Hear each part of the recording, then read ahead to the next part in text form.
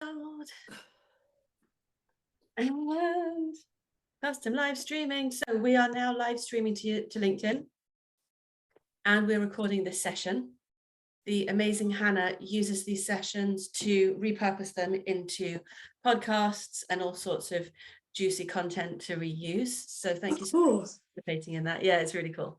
Thank you so much for participating in it. I'm going to start off by sharing with you that QT Conversations has been the most fruitful session that we've been running in the QT community. And Claire just gave us some feedback this morning that one of the nice things about the QT Conversations is there's no agenda. It's very much an opportunity to go deep into exploring the themes of tutoring as they arise for us today. So this week for me, it's been very, very much about recalibrating, and that process of recalibrating is difficult. And I would love to know what's been going on for you this week, and then we'll see what we can explore as some themes. So Sam, I know that building work's been going on for you. So is the theme maybe about working from home whilst home still happens? So what else is going on for me? I was formally diagnosed with chronic fatigue syndrome this week, so that's quite big. I also had my COVID vaccine on Monday and was dead for all of Tuesday. I had a kitchen and a bathroom delivered on Wednesday. There's something in the air this week. It's Thursday. What now? I know. I can't even imagine, because I had a kitchen done about 18 months ago and I had a bathroom done about 6 months ago. Having them done separately was a nightmare. Having them done together, We've also reconfigured part of the building and added 2 rooms, none of which is usable currently, so it's all good. Unbelievable. So we did building works when I was expecting number 5, and we stayed in the house whilst we did it. We changed every wire, every pipe. Structurally, we broke some walls, and it was absolutely brutal. But if you can get through it without too much emotional damage, it tends to be worth it in the end. Yeah. Yeah. We're on the upward climb now. yeah. I found that my eyes were getting very dry and scratchy and itchy. And I didn't put it down to the building works, obviously the dust in the air. We went camping for 2 weeks in the summer and I didn't use my eye spray once while we were camping. As soon as I got home, I started using it and then realised that it was the dust. That even though you think you've cleared it and it's all gone, actually it must still be there in the air. Yeah. I've had something similar with my oldest asthma, which tends to be worse at this time of year anyhow, and has been worse than usual this time of year. But as a plus point, it means I've managed to get him properly diagnosed with asthma as well. So it's been a good month for getting medical things diagnosed. And then the question is what you do with those diagnoses. Well, in the case of the asthma, it means he actually gets a steroid relief, because asthma, you probably know this, is 2 treatments. They have one treatment that is the actual treatment part, the steroid inhaler, and then one that's just for relieving asthma attacks. The blue and the brown, right? Exactly. And previously we'd just been given the blue to see how it went, and we've been seeing how it went for 5 years. Oh my gosh. And now he blew into the magic machine that gives the readings of how much of the gas that means you've got asthma they're producing. And she went, "Oh, this is exciting. I've never seen a recording this high on this machine before." Okay, it's not kind of the exciting I was going for, but since we're here, all good.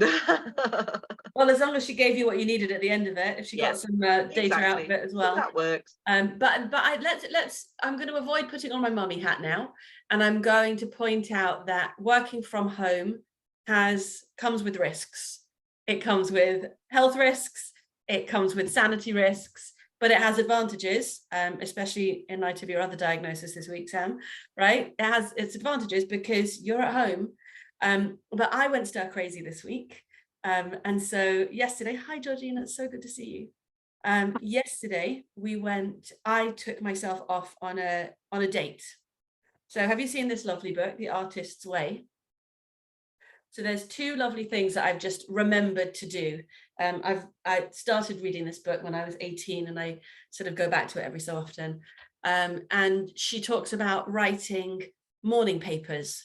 So as an opportunity to clear your head in the morning, 3 pages of free-form journaling, which I found it interesting how hard I'd found it to do it recently.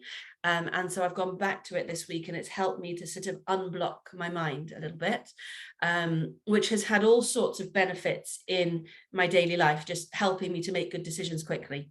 And the other thing that's been helpful is she suggests that you go take yourself on an artist's date every so often, where you just get out of your rut and freshen up your, change your environment basically to change your thinking. And so yesterday I was in central London. I honestly had no agenda about where I was going. I just got on the Northern Line and I searched good places to go on the Northern Line as I was on the tube. And I ended up at Somerset House, which has the Courtauld collection, which is just some of the most beautiful Impressionist paintings. There was Cézanne and Gauguin and Renoir and Degas, and it was on. I was just remembering my A-level in art history, and I felt so proud of myself that I knew a little bit about what I was looking at. So that was lovely. And then I just wondered. And what I found was that just getting out there and seeing people and some action and other people running restaurants and, the street performers in Covent Garden juggling knives, it just sort of opened my vista a bit, which meant that I felt like I could come back here today with some fresh ideas and a little bit more inspiration. And I think that one of the things that we struggle with, I'm sure I've told you this before, but the school that I used to run is at the bottom of my road. And my 2 daughters went to the school. So I have learned that living in very close-knit communities and very close-knit environments has benefits, but also it creates its own pressures. And it's useful to take yourself out of those pressures every so often. So I think what I'd love to talk about with you today is, how do you keep things fresh for yourself when your bedroom is so close to your office? And sometimes the only step count that you achieve is from here to the kettle and back again. That's just, that's my own situation. So how do you keep things fresh for you? And how do you notice the triggers early enough so that you can avoid burnout by picking yourself up and helping yourself out?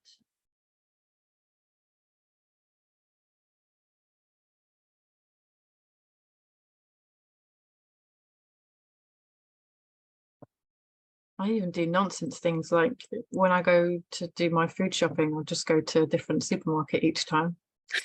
Just means that I actually have to think about it. Yeah. Do you buy different things?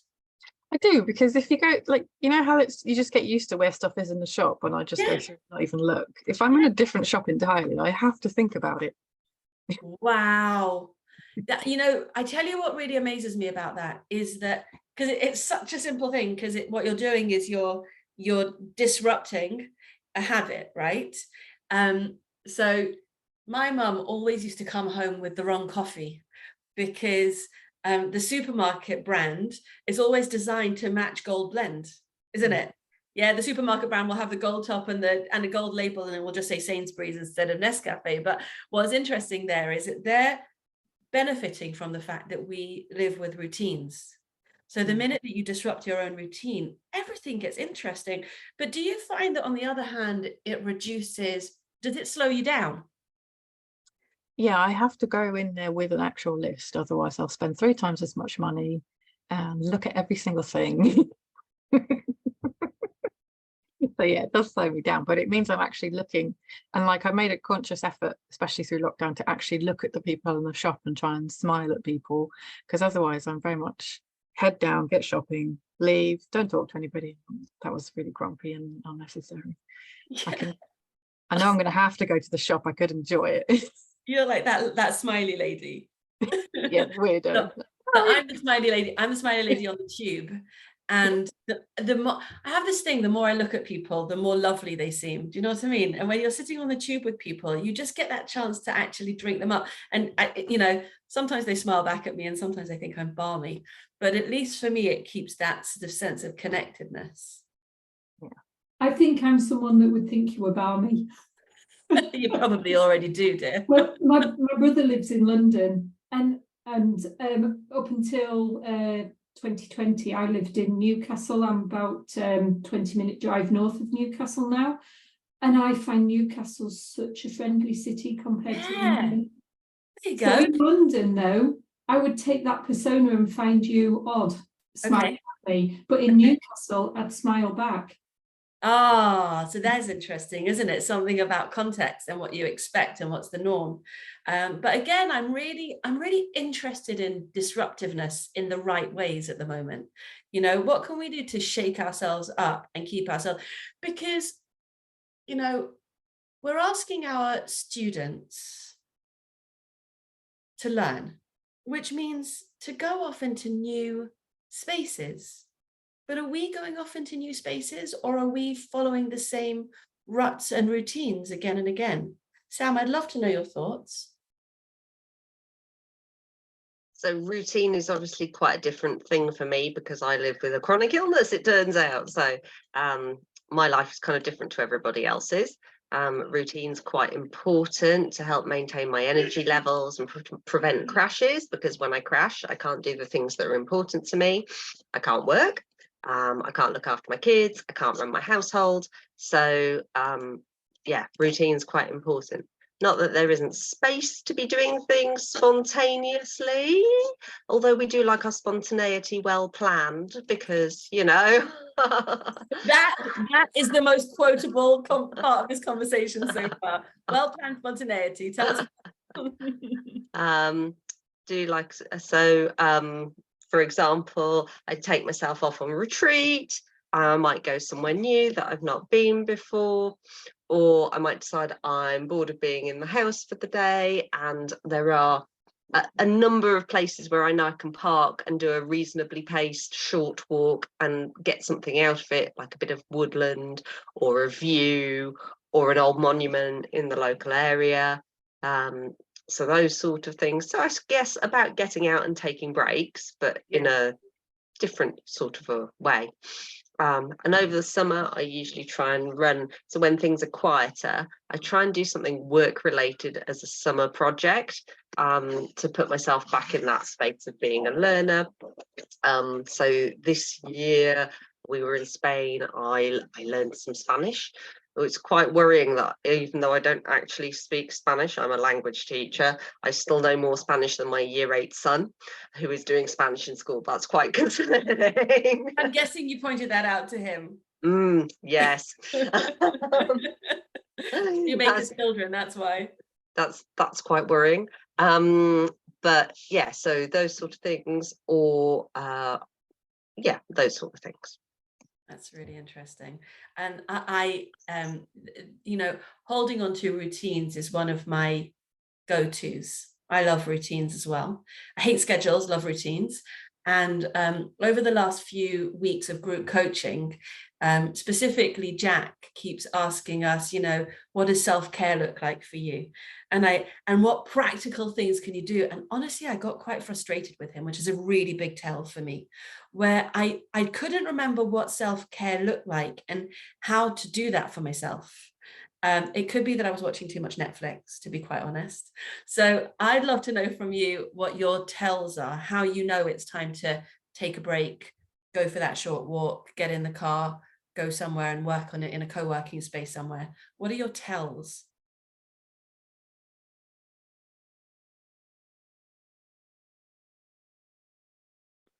Do you ever get like where you actually can't use your brain? It's just refusing to do anything. You can read the same piece of text and not know what it says infinite times. Yeah. It's saying, no, we're done. Leave it. But do you? Because sometimes because you've broken your brain, you then run out of capacity to make a good decision about how to help your brain. Yeah, so I know that I have to stop doing what I'm doing.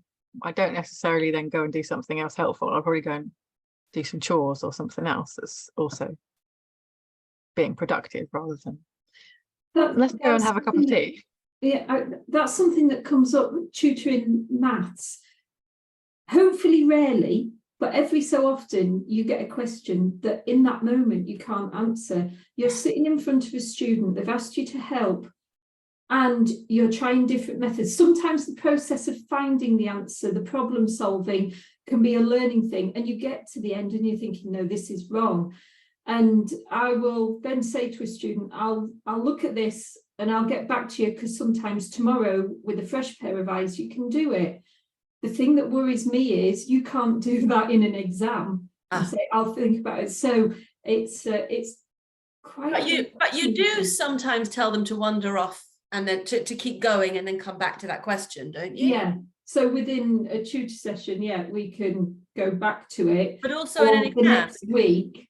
Yeah. But I remember in exams leaving a question to the end if it was going to confound me. Yeah, that's part exam technique as well, because you only get marks in the first minute or two of answering a question. And then that time you're sitting there thinking is not getting you marks. So you might as well move on and get marks in several other questions and then do the odd one or two pick-up points. Sam, would you agree with that in languages? That sometimes you need to step away and then come back? What do I tell my students to do? It's a bit different for us, isn't it? We'll be talking about writing exams specifically rather than reading, listening or speaking, if you need to make a comparison. Because we have a lot of skills going on over here in languages. It's like a whole lifestyle. Well, it's a language. Yes. So writing, I'd normally tell them to, and they get choice. It's just not the same, you see. So they write GCSE, they write 2 questions and they have a choice for each question, and you pick the one you think will be easier, and then you answer the question to the best of your ability. And then they don't get choice for the translation into French. So what we do there is we teach techniques for breaking the sentence down. And then I usually tell them not to get caught up in the previous bit of the sentence. So say they've broken it at the comma.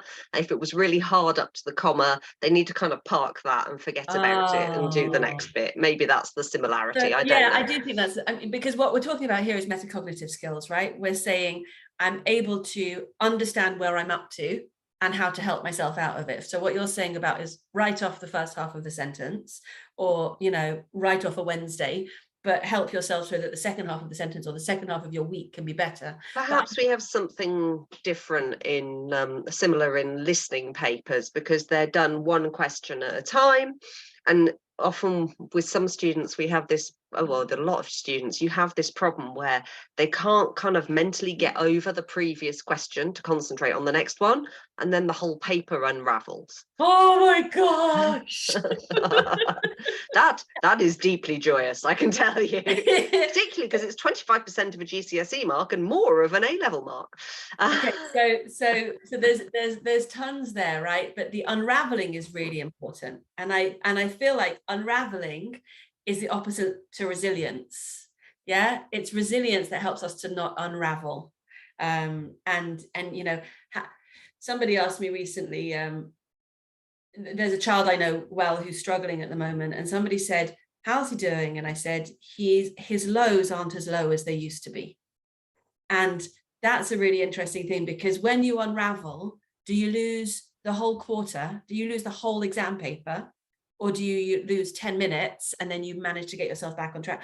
But you mentioned something else about choosing the easy question before. And I'd love to take you off on a tangent if you don't mind. So last week I went to an event called Disrupt Ed, which was stunning. It was in Battersea Power Station, and it was run by Sophia, which is an online school. And all these different education disruptors were in the room. And I learned a lot in just a few hours. It was a really exciting conversation. But somebody who runs a private school, I asked about tutoring, of course I did.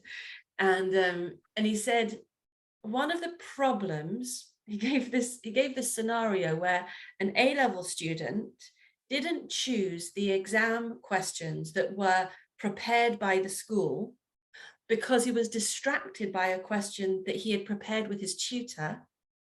And so he chose the wrong question, and he didn't nail it, and he didn't get his results, and he actually lost a university place out of it. So it was quite an extreme example, but I had never heard that scenario before of, and it's not one that if you were tutoring sensibly, you would come into, is it? Please tell me why.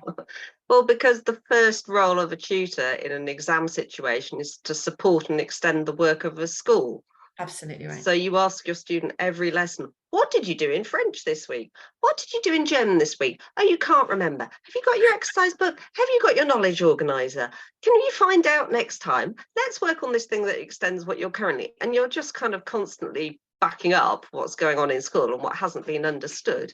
In fact, my current favourite A-level student turns up and goes, we did this thing and that thing. I'm not quite sure what this was all about. Can we do that bit? Wow, that's fantastic. That's really knowledgeable. That's a really strong position. So Helen and I were discussing in, sorry, Claire, go on. Oh, well, I was going to say that applies in maths as well, because I always ask them, I phrase it like, so what does Claire need to know that you've been doing in school this week? That sort of narrows it down, because sometimes you get a whole long story of what their friends have done and all this sort of thing. But anyway, which is a lovely thing in itself. It is, but focus on the maths. Yeah. But sometimes they will say, well, we've been doing this thing and I know it had letters in it, but I don't really know what it was. And you know, you get round it by saying, well, can you write something? It might look a load of rubbish and it might not be proper maths, but can you write on the screen sort of what it looks like? And I might be able to work out what it is you were doing. I don't know. And also that moment where you are doing things they've done in school and they go, oh, this is just like what we've been doing in school and I get it now. So you do have to. I was going to say that kind of communication part where you're trying to get them to tell you what it is they were struggling with. One of the things I like to have for my students term by term is the knowledge organizer, learning journey, topic sheet, whatever in heaven's name we're calling it, so that they've photoed that and sent it to you, because I work online, and you know roughly where they're supposed to be. So when they say, oh, I don't understand this thing with letters, you can look down the list and go, letters, is that this thing? Oh, it's probably that thing. And then you've got a really good starting point to guess. My key bugbear, however, is that schools have proliferated the names for those sheets at a rate previously unknown. I have to say, do you have a learning journey? And they go, a what? And I go, knowledge organizer? And they're like, no. And I'm like, topic sheet? No. Oh yeah, I have a term planner. Why? Why are there 50 different names for the same bloody piece of paper? Sam, you are good value today. Okay, so in our Monday session, Andrea asked us to talk about sequenced learning. And Helen and I were really struggling with this question of how you find out from the school where they're up to. And you've just given us the answer. Topic sheet, termly planner, knowledge organizer was what they were talking about last time I was in a school. The hardest thing is working out what the hell the damn thing's called. Yes.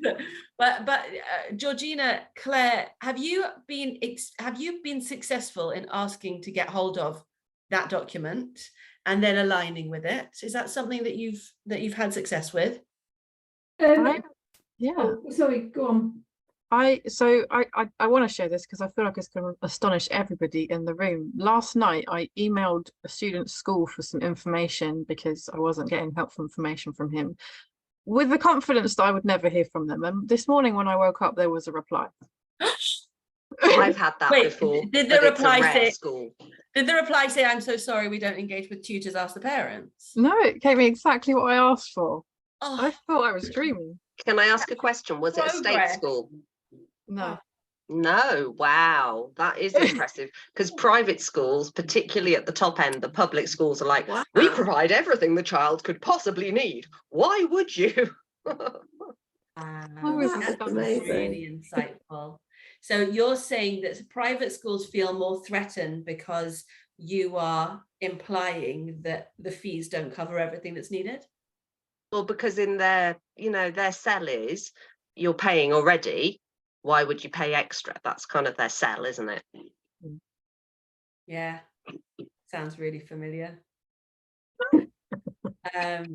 But so Georgina, you emailed them and they got back to you. I'm curious, did you email a teacher, a subject lead? Who was it? No, it was just, there was an email on the school website for the killing school me. as a whole. Yeah. And it got forwarded to the examinations officer, who sent me back exactly what I asked for. Oh, very good. Wow, that's Very good. amazing. It's amazing. Georgina. So it went in through the admin, and the admin wisely sent it to the exam officer instead of to anybody who had pastoral care responsibility for the actual child. Wow. And the exam officer's agenda is, well, if there's somebody else helping the child, it's only going to improve outcomes. Yeah. Also, I know where my documentation is because I'm an exam officer. I was Wow. stumped. I'm going to keep that email address. I love that. We might all want it. So, Yeah. so that is a happy story. Claire, you were going to speak at the same time as Georgina. What was your experience? Well, I do it more by asking the students, and again, being online, a lot of the time now, the students have online, whatever you want to call them, journals with their school. I've had 3 students on Monday. It was all about, it must be the time of year, a year 11, 2 year 11s with mocks in November, and the school giving them the list of topics. But it's online, so it's share the screen with the red, amber, green type of thing going on. But because I do all my little assessments, I was also able to match it up with what I've done with the students and be able to say, well, look, you got a good score in this with me, you got a good score in this. This one wasn't such a good score. So we've really narrowed down where we can focus work. But yeah, always get it direct from the students. I've never really contacted schools before. But that online resource is created in conjunction with the school. So that, yeah, that's it's really usually reliable. whatever package the school are using, and the student might have it across all their subjects. But I'm not sure. For younger students, one was a year 9 who's got a test next week. One was 2 of them were year 11s. And I'm not sure I agree with the year 11s. They're doing a mock exam and they narrowed down the questions that are going to be on the exam. And I'm not sure I agree with that, because when they do their real exam next summer, no one's going to tell them that question 1 is going to be ratio and question 2 is going to be whatever. For the younger one, yeah, because they're doing a more focused test, they're younger, they haven't covered everything. Fair enough. That's right, haven't covered everything, right? Yeah. I don't disagree with you. I think the exam itself won't be like that, but it's quite common practice in schools. And I do understand the logic. Depending on where you are in the curriculum, perhaps there are some topics you haven't covered in depth as much and you know you're going to cover them later. Perhaps these are the ones you covered earlier in the course and you want them to revise those ones because you know you'll have time to recap the later ones. There's usually some sort of thought behind it. It is quite common practice. So I'm curious to know if with your permission, I'd like to slightly change the subject now, because we were speaking in the summer in these conversations about how this summer was much busier in tutoring than most summers are, and most of the tutors that I know were quite booked up before term even started. So now that we're halfway through October, I'm really curious to know how things are looking this year. What does the state of play in your tutoring world look like? So for me, it's been different because I've started doing group tutoring since September. So previously, I would be fully booked up probably by the end of November. On a numbers basis, I've now got what would have been my past capacity. But because I've got groups going on, I've still got plenty of spaces. So I am ahead, sort of, but I've got lots of spaces. Because you created capacity. Yeah. So that's actually a great place to be, isn't it? Because you, on the one hand, you can measure that you're exceeding your expectations for last year, but on the other hand, that doesn't break you because you've found ways to do more for more students. And presumably, if you don't mind my asking, it increases your earning potential.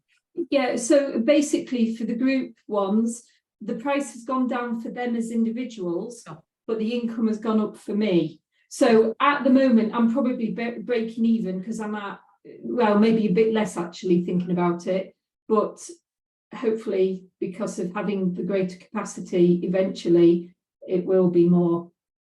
But it's cheaper then for the students as well. So it's almost like a win-win situation. Yeah, absolutely. Sam, Georgina, what are your thoughts? What do things look like for you? It is pretty busy. I think I was just looking at this. I was just looking at my She's got a plan. spreadsheet. Of course I do.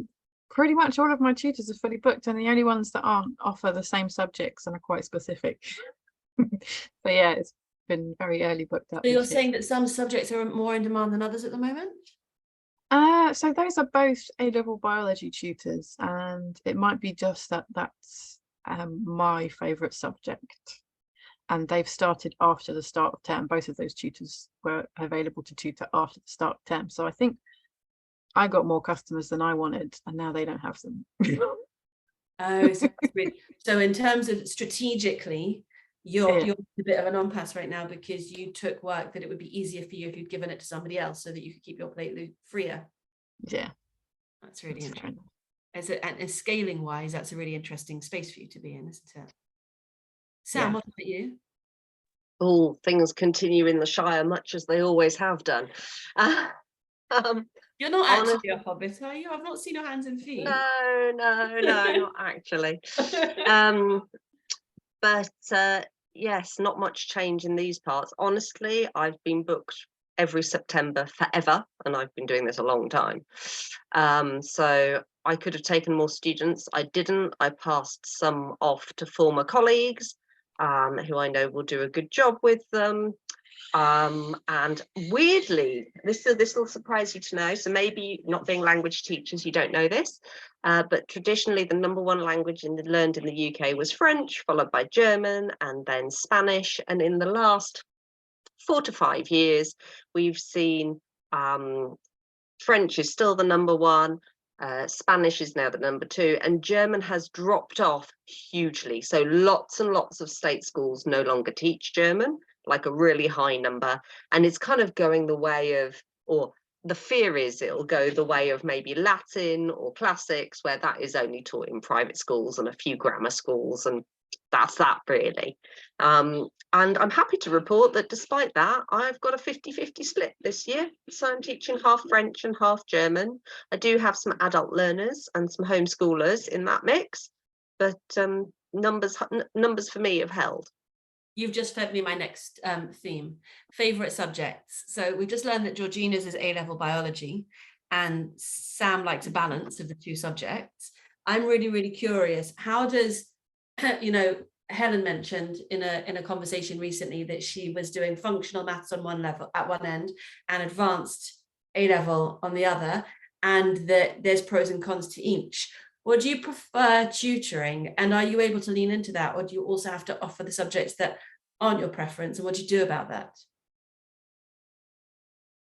So A-level maths, I tutor, but I do exam marking for the pure aspect. At A-level, there's pure mechanics and stats. I actually specialised in stats in my degree. I don't like doing it. Mechanics, I never did. They didn't have physics teachers when I was at school. I mean, they did, but our school couldn't employ one. And so because they were hard to find. They were hard to find, yeah. I had a chemistry teacher as my physics teacher up to year 9. And then in those days, you actually selected separate sciences. So I only did biology and chemistry. I never did physics, which is very much linked to mechanics in maths. So that has just never been my thing. So at A-level, when I advertise myself, I put in brackets that I'm a pure specialist. The other stuff I can do, but I have to prepare. And if you come up with a question ad hoc, I might have to go away and look at it. Or if there's an answer, I can work to the answer, but I might not necessarily know it off the top of my head. But pure and stats, I can just do it. That sounds big-headed, but it's your subject. It's your subject, absolutely. Yeah. So I actually advertise myself up front as pure with a little bit of stats and mechanics, because although I did stats, I don't really like it.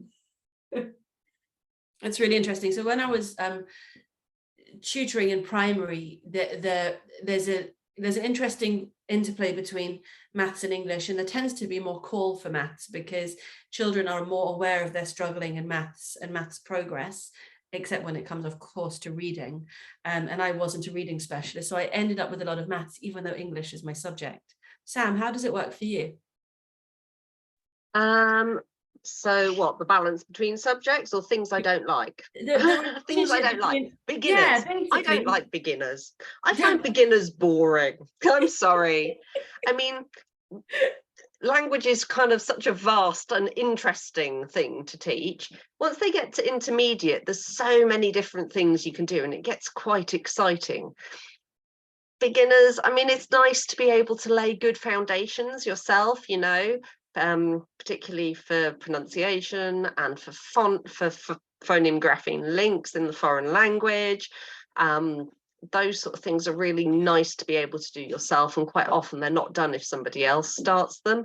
But the actual process of getting them from absolute beginner to intermediate is really slow and requires a lot of patience. That's right. That's right. And it's difficult to have the stamina for that patience as a tutor, because you're billing by the hour. So having the guts to keep going with that long slog part, I really relate to. I think that's really difficult. So I don't take vast numbers of beginners. I kind of limit it a bit by I only take year 13 and up. Sorry, not year 13, age 13 and up. So that limits the beginner input. So that means that I probably only get 1 or 2 absolute beginners a year, which has a good aspect because it kind of keeps my finger on the pulse of remembering what it's like to teach at that level. Very good. So I don't forget about it, and you kind of know the struggles, and when you get them at intermediate, you can see maybe what's not been done with them, but it's not something I would want to do 4 or 5 lessons a day, 5 days a week, because I would die. With that. I definitely identify, because from about year 6 upwards, maths gets more interesting. Before that, it's learning to add, subtract, times, divide, what's a fraction, what's a decimal, and then learn to add, times, divide, subtract fractions, do the same with this. So it's just, if you like, pure numeracy. But once they hit year 6, year 7, it starts getting more interesting. And kids probably won't agree, but they start applying the maths to the real world, and it becomes, I mean, maths can always be a bit abstract, I guess, but it becomes less abstract and more about, but how does this apply to the real world? So yeah, it's definitely more interesting from year 6 upwards. Georgina, what are your thoughts? Because I put words into your mouth before. That's okay. They were accurate words. So it's been quite a while that I was tutoring, and initially it was just me by myself covering STEM. So I did try to do everything at first, and it was helpful to kind of get a better understanding of all of the STEM subjects. But if you're going to do things like that and try subjects that you're less comfortable with, you have to also get really comfortable being honest with customers, because there have been occasions where I've said, I don't think I'm the best tutor for you. This is why. I think this is what you should do instead. It doesn't I've feel tried that, but they become dependent, and they're like, oh, but I really like being taught by you. Yeah. Like, but I know this really lovely person who will look after you. Yeah, and they know what they're talking about. No. Yes. Yeah, Sam, I've heard you say that before. I think it's really interesting to think about that you make them feel safe and that they trust you. The adults are worse than the children. They become dependent. Yeah, children are used to having teachers change. They go through school each year. You have a new class teacher in primary. You have 10 new subject teachers in secondary each year. Maybe somebody else coaches them for sport. They're used to there being a sort of throughput. It's adults, because they get comfortable with you and they kind of like you and they have a sort of professional relationship, and then you want to kind of ditch them on someone else. I wonder if they maybe take it personally. I'm sorry, I don't think I should teach your child anymore. Why? No, I am actually enjoying it. I'm just not doing a good job. Okay, that's really interesting. That's really interesting. I've had to rejig some finances recently, and there's a tutor who I have given to my kids, and I've always had in my mind that it was a luxury, not a necessity. It's a primary school tutor, and I've had to tell her that I need to take a pause. And it feels so personal and so difficult to do that. And where you say, Georgina, that like it's personal or it's not personal, or Sam's, focused on passing you on to this person who's better for you and frees me up to do the things that I know I can do well. It's very, very difficult to make those, because for the same reason that tutoring is so helpful, that we get so close to each other, it also means that we feel very enmeshed. What are your thoughts? That's reminding me of, I worked with a student all last year, and they were not in school at all, but they finished around June time because the family were going on holiday, and I heard nothing over the summer. So I got in touch saying, would you like tutoring in September? No response, no answer. And I wondered whether they were, now knowing what's happened. At the time, I was thinking, what have I done? Yeah. I thought things were going well, that type of thing.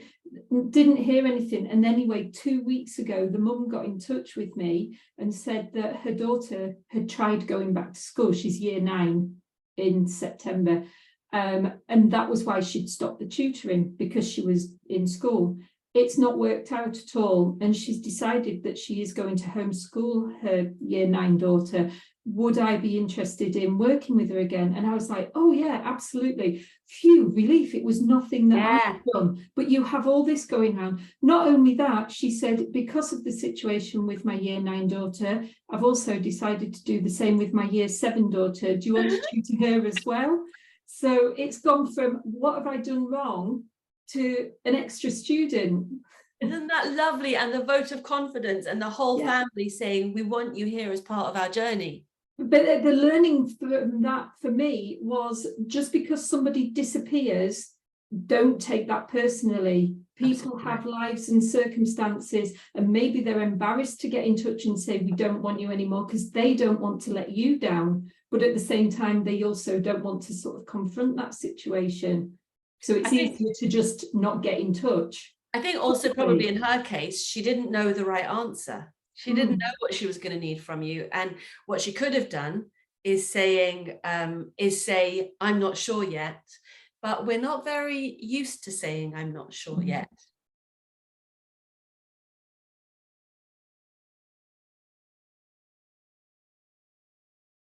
So I do have another thread that is inspired by what Claire just said, which is, Claire, I don't know if you remember, a few weeks ago, you mentioned, we were talking about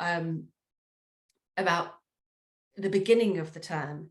And you mentioned that you'd done a test lesson with one student. I will never forget, I love this story. You did a test lesson with one student and you thought it went fine. And the family said to you at the end that they weren't going to go ahead, and that felt very painful, until you balanced it with, well, you did have 2 new students who did sign up this week. And because, and I think we were talking about this with Dee as well at the same time, because we're part of this conversation where we build our own confidence, we're not as vulnerable to, do you like me? Do you not like me? Do you want me? Do you not want me?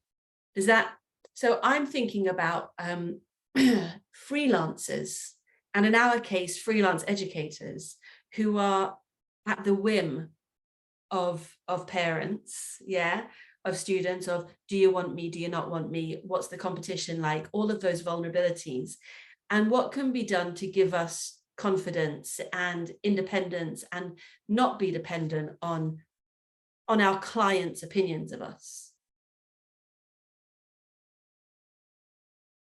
I had this last week, so I'm happy to share what happened.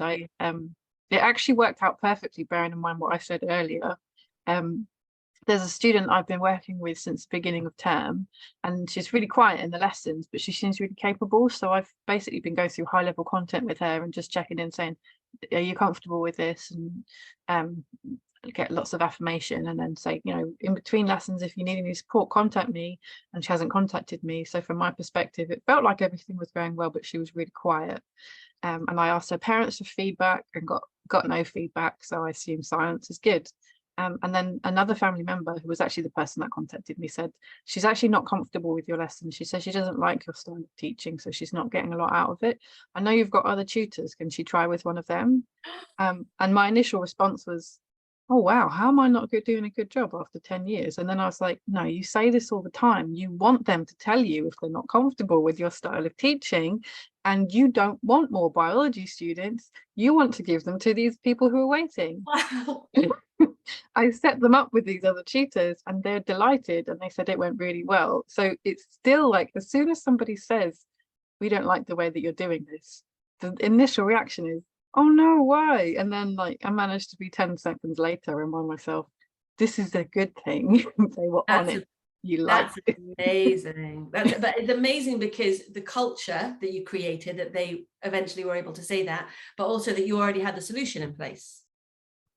I was so pleased that that worked out, because it just reminded me that obviously I still care about what I'm doing, but that it's nice when people give you that feedback, because you can actually do something about it. I hate it when people just, like the fact that this poor student was sitting there thinking, I don't like this, and not saying anything. I was really glad that they actually shared that. Yeah, absolutely. Absolutely. I had a similar one that didn't have the same ending. So this was a student who always said everything was fine, sat in the lesson, nodding along, in a British school, but mum's first language was Chinese, so communication was a bit kind of 50-50, sometimes via Google Translate. And we'd done a first meeting together with everybody, and all of the things you'd expect to have happened had happened.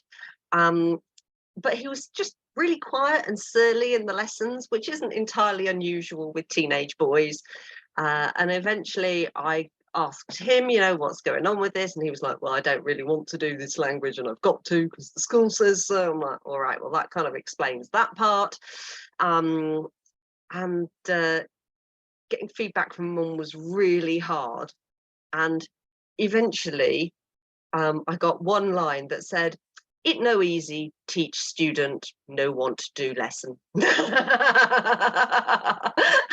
that I felt kind of summarized the entire situation, really. No easy. Yeah.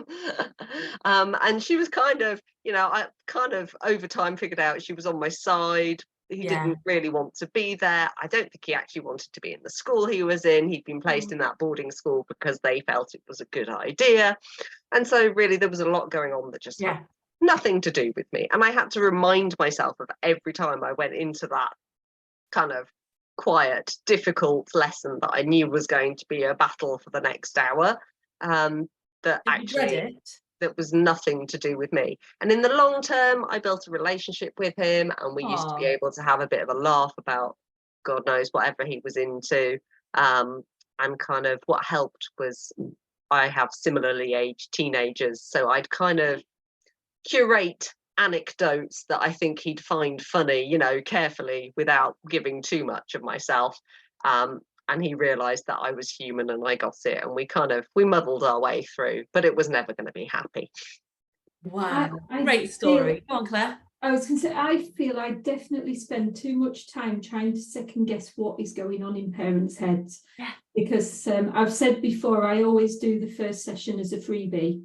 So I had a young girl last week having her freebie lesson, and right at the end, she went, I've got to go, my tea's ready. And it was like a minute towards the end of the lesson. And I said, oh, all right then. So I hope I'll see you next week. And she said, just a second, I'll ask my dad. And her answer was, my dad says he'll email you. So immediately that lesson finishes and I'm thinking, oh no, he's going to email me. Instead of, he's going to email me. So the lesson had ended. She was going for a tea. I'm sitting all evening thinking, where's this email? Forgetting that she's having her tea. There's a family conversation got to go on. How did you go on? Did you enjoy it? Blah, blah, blah. The next morning, I woke up, switched the computer on, and there's a message saying, what time's her lesson again next week? And I spent 2 or 3 hours checking my emails, thinking, oh, what have I said? What have I done? So you've got to not second guess parents, but it's not going to stop me doing it with the next one.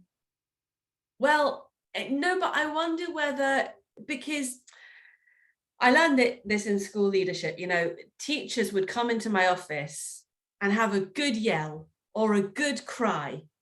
And most of it had nothing to do with me or school or anything that they needed me to do for them, except catch their yells and their cries, you know. And this discipline that I learned really quickly was partly it's not me and it's not for me to fix this. But secondly, look what a lovely culture that they can come in and express themselves. But understanding what's on you and what's not on you is really, really a skill. And understanding what it is that you're supposed to bring to tutoring. You're not supposed to make her tea for her. You're not supposed to write the email for her. You're not supposed to make the decision for the family. Yeah. All you have to do is all of your part, and then they have to come. And of course, that will be different. I guess the funny thing is, though, it doesn't matter how many times I checked my emails, how much I worried about it, the outcome was still the same the next day. But and we also know that you could have sabotaged it. Yeah, had you not held steady and had you written an insecure email later that evening, you could have sabotaged it. So you did well just by, you know, holding on.